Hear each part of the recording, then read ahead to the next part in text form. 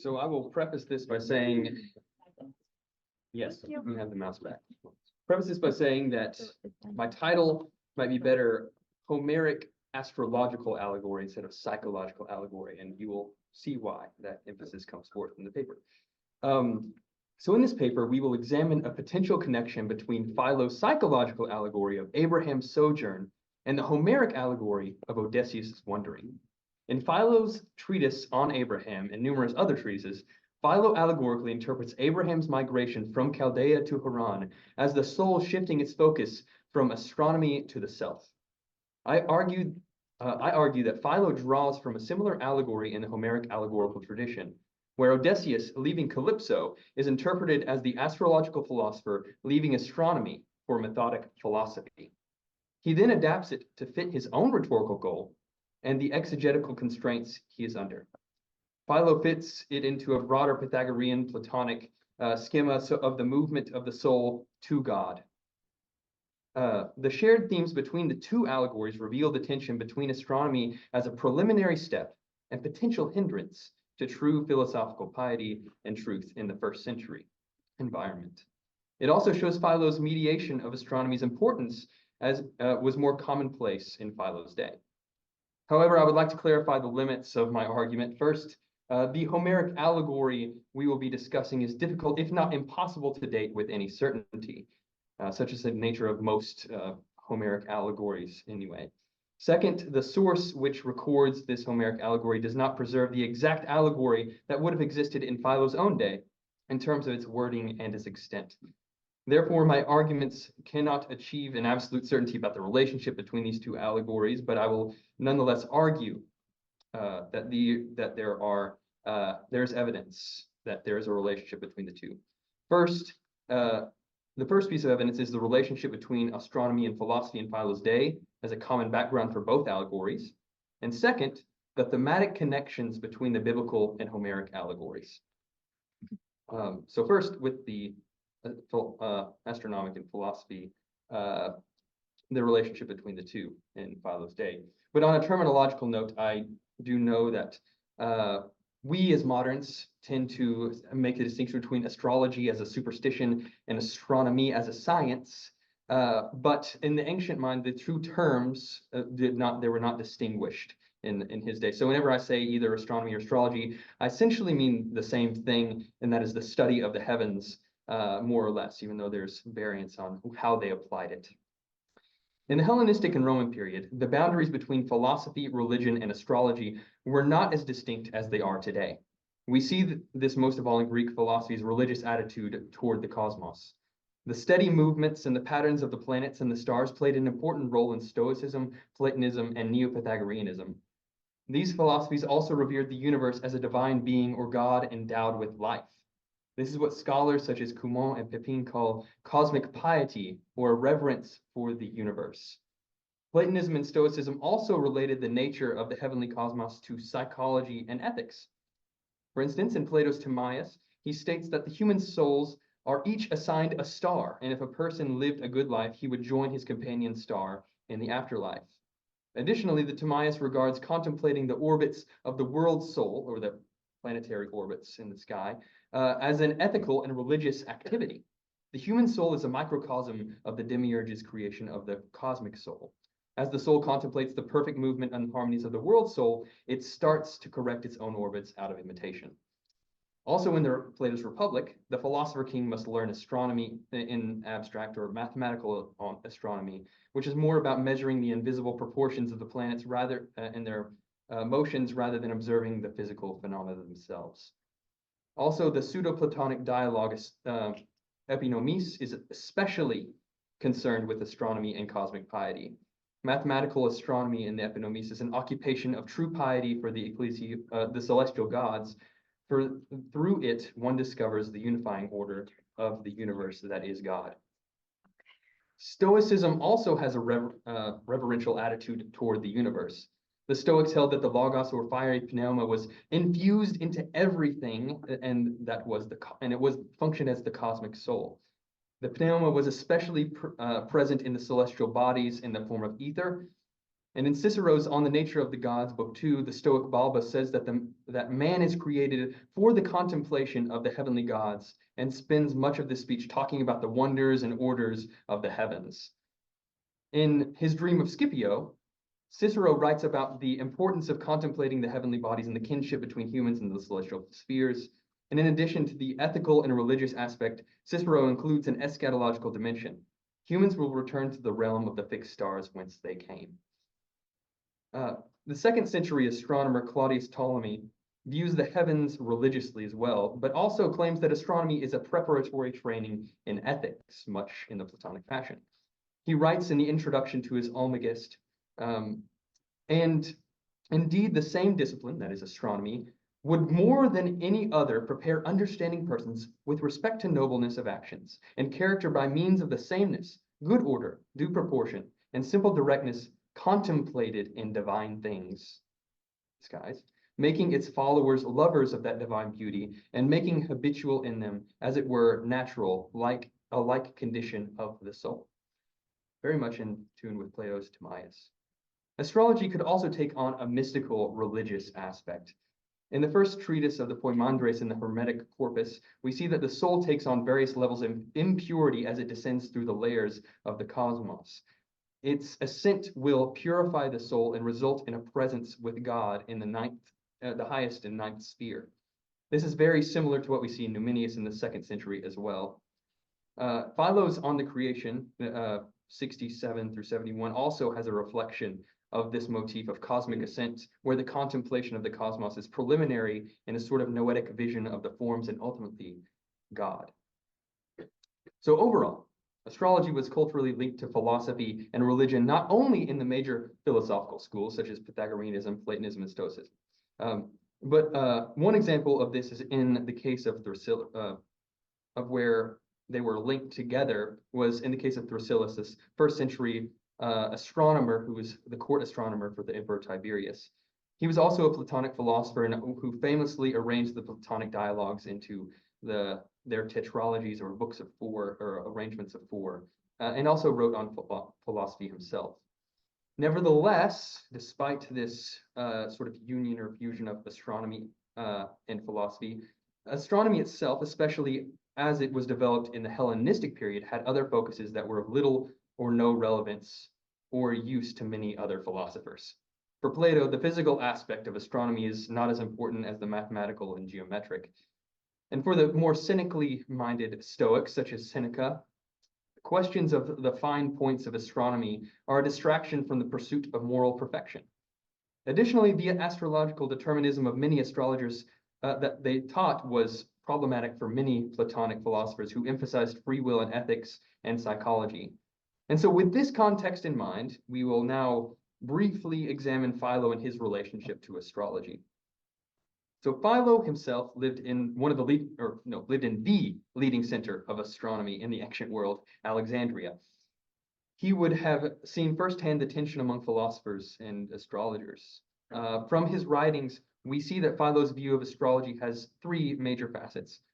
First, he is completely opposed to astral determinism, that is, that the motion of the stars and the planets determine the actions we perform here on Earth or the things that occur here on Earth. Rather, he sees these planetary bodies as signs rather than causes of the events on Earth due to the text of Genesis 1:14. Secondly, Philo critiques astrologers for their reverence and devotion to the creation rather than the creator. As mentioned earlier, astrology had a deeply religious sentiment to it, and the planets and the cosmos were often regarded as deities, or God with a capital G. For Philo, though, these astrologers only look to the planets and stars, which are at the level of world soul, and do not look to the creator who transcends and formed the heavenly spheres. To a certain degree, Philo said that those who worshipped the cosmos or the stars were better off than those who worshipped handmade images, but they still had a deficient theology. And thirdly, Philo views astrology as a step on the journey of the soul back to God. For this paper, this is the most significant aspects of Philo's view of astronomy. As one of the 7 liberal arts in the encyclical education in the ancient world, astronomy is a propedeutic to philosophy. He even gives it an exalted position among the encyclical studies, calling it the quote unquote, queen of the sciences. In his treatise on the creation, Philo says that philosophy arose from the observation of the universe and the many questions that mankind asked after observing the wonders in the heavens. There are several passages in the Philonic corpus where Philo discusses Abraham's conversion from Chaldaic astrology to true piety. The most famous example of this view of astrology, or this conversion from astrology, is in this treatise on Abraham, paragraph 66 through 84, where Philo interprets Abraham's journey out of Ur of Chaldea as the soul's departure from astrological thinking toward God. Due to Philo's prolixity, it would take up too much time to read the full passage here today. Yes, those who've read Philo understand what I'm saying. The main features of Chaldea is, though, if in the first century context, is that it represents the study of astronomy, because it was so well known for its astronomy, even like in secular literature, they would refer to Chaldeans as astrologers. So the main features of how astronomy is faulty are threefold for Philo. First is that the astronomers, they are overly concerned with the sense perceptible. They believe in astral causation rather than the view that the stars are simply signs, and they conclude that the world soul is the highest God, and thus they blaspheme the Creator. So Abraham's migration is caused in this particular passage by the opening of the soul's eye and realizing that there was an imperceptible God that transcends the visible creation. So very Platonic language and concepts. Abraham's knowledge of astronomy is a part of the Hellenistic Jewish tradition, as Dr. Krauss actually briefly mentioned in his discussion earlier. We see such authors as Josephus, Aristobulus, Artapanus, Pseudo-Polemus, Jubilees, Sibylline oracles of First Enoch, and so on. They all portray Abraham as this ancient astrologer. So we even have preserved a pseudepigraphal astrological document, or at least we have mention of it, that was attributed to Abraham in the first century. So for Philo to allegorize Abraham's leaving Chaldea as the soul leaving astronomy would have resonated with his audience's cultural repertoire. So Philo, I argue, is not fully original with this allegory, but rather bases it upon an already existing Homeric allegory. There have been several cases presented where Homer draws from the allegorical tradition of both the Iliad and the Odyssey, one example being the allegorization of Moses and Aaron as the Logos in Diathetos and Logos Prophorikos, and you can see Dr. Adam Kamisar's article on that if you want to check that out. It's for free online. The Homeric allegory Philo drew from is for his allegory in Abraham's migration is preserved only in one late source, Eustathius of Thessalonica. So this author lived in the 12th century, and I do that's quite a while after Philo, and he wrote two massive works on the Iliad and the Odyssey, the Parekbolai. While Eustathius is a very late source, his works preserve many ancient interpretations of Homer's works. He had access to more of the ancient tradition than we currently do now, including the ancient scholia on the Iliad and the Odyssey, and even ancient commentaries in their full extant form. According to the Byzantine scholar Potani, it is generally believed that he read the scholia in a richer version than the one that has come down to us in the margins of our manuscripts today, unquote. So while it is impossible to precisely date this allegory, it is entirely plausible that it belongs to the Hellenistic or Roman environ whence Philo derived his own interpretation of the migration of Abraham. So before moving on to the allegory, I want to note that quickly that Eustathius does not copy the ipsissima verba of the source, but rather arranges it in his own formulation, but also that the source that he's drawing from likely is already a condensed form of the original form that Philo would have had in his day. So there's going to be some despair, so the version that we're about to see in Eustathius is not the exact same thing Philo would have read himself or heard himself. But according to Philo's own rhetorical and pedagogical goals and exegetical constraint, we can account for many of the differences between the two allegories as well. The Homeric allegory that Eustathius reports interprets Calypso, the nymph, as the study of astronomy. So to give you sort of a rundown of the narrative in the Odyssey. In the narrative of the Odyssey, Odysseus is on the paradisical island of Ogygia, Ogygia for several years with the nymph Calypso. Odysseus himself longs to return to his homeland on the island of Ithaca, and it is not until Book 5, when Zeus sends Hermes at Athena's behest to tell Calypso to let Odysseus return to Ithaca. Calypso is upset that the gods are commanding that Odysseus leave her, but Odysseus himself is, wallowing away on the seashore because of his nostalgia. But then eventually she consents to let him go if he so wishes. And so the Odyssey continues. So back to Eustathius, after he gives an etymological allegory of Atlas, who is the father of Calypso, and he says that Atlas is the heavens that encompass the earth, allegorically, Eustathius records in his commentary on the Odyssey. So I'm going to read this big block quote, time we have left. So he says, Calypso is the daughter of this Atlas. That is the aim, resulting and offspring, so to speak, of this concept of the axis and of investigating and learning about it. That is the practice of observing the heaven, which kalupte, i.e. conceals the earth from above and encircles everything within itself and binds it together by means of the stability of the axis and the sameness of its cyclical movement and covering, encircling of the universe. Odysseus, the astrological philosopher, lives with this Calypso. He who observes, quote, the Pleiades and the Hyades and the Orion's might, unquote, and so forth, as the poet puts it, yet nonetheless feels a stronger desire for the methodical, rule-bound philosophy, setting off from which, as if from some fatherland, he has come to the place and now longs to return to her, without whom he cannot practice philosophy. That Penelope, has such a significance, will be evident when we investigate the web she weaves and then dissolves. Such are these matters. And the quote by Eusebius. And then I have some more to go, but I will now draw 3 points of comparison between between the two allegories. Point one is that Abraham's vision of God is obscured by the things of sense, namely astronomy, and Calypso represents the study of the coverings of heavens. On Abraham 77 through 79, Philo states that God was seen by Abraham after he left Chaldea, because while he was in Chaldea, much mist had been poured out on the mind by the things of sense, after dispelling by means of hot and ardent teachings, is capable of receiving the appearance of the one who is hidden and invisible from the things of old, as though in a clear sky. So Calypso likewise is portrayed as a study of the heavens which conceals the earth from above. Point number two is that Abraham's migration is associated with quote unquote return to his own land.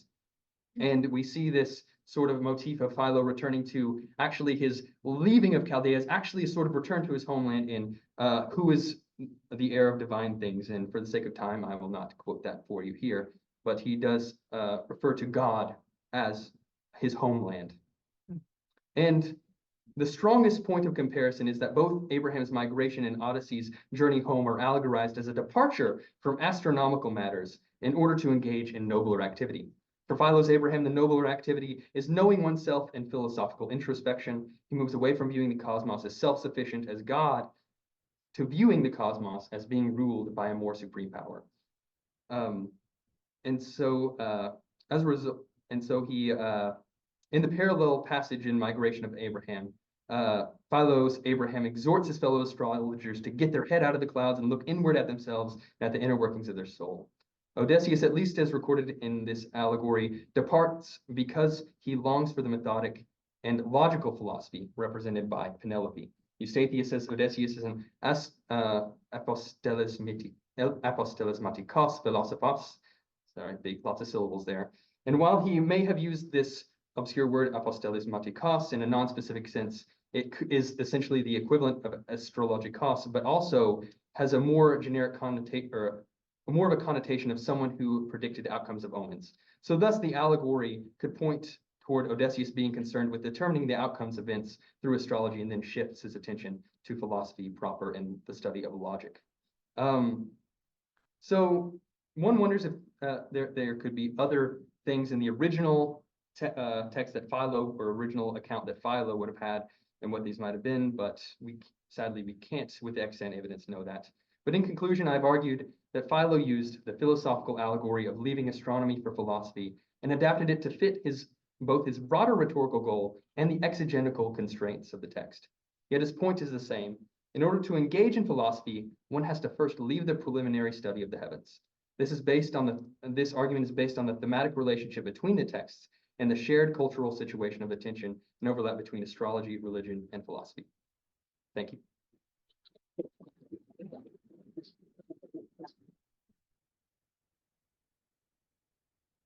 Someone's got to have some questions about the stars. Okay, thank you. You know, I've not read, I've read very little bit of Philo, not that, but does he connect, the one thing that comes about stars, just the thing where God takes Abraham outside and to look at the stars. He does that. And he's justified by his faith in the sense of what God's going to do relative to stars. Does Philo touch on any of that, or is that? He does. He has an allegory of that Okay. exact passage in one of his treatises. I've not mastered the giant corpus of Philo's writings yet, so I can't tell you where all of the places where that's found, but he does touch on that.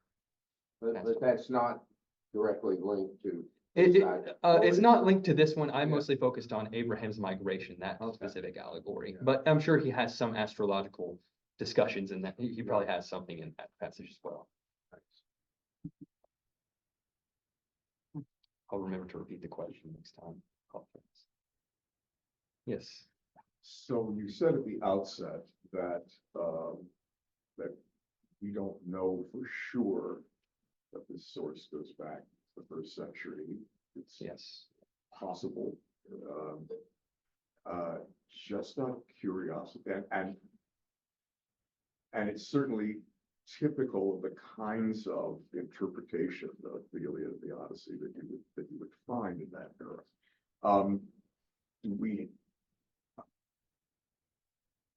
Do we have any sources that can be confirmed as closer to that era?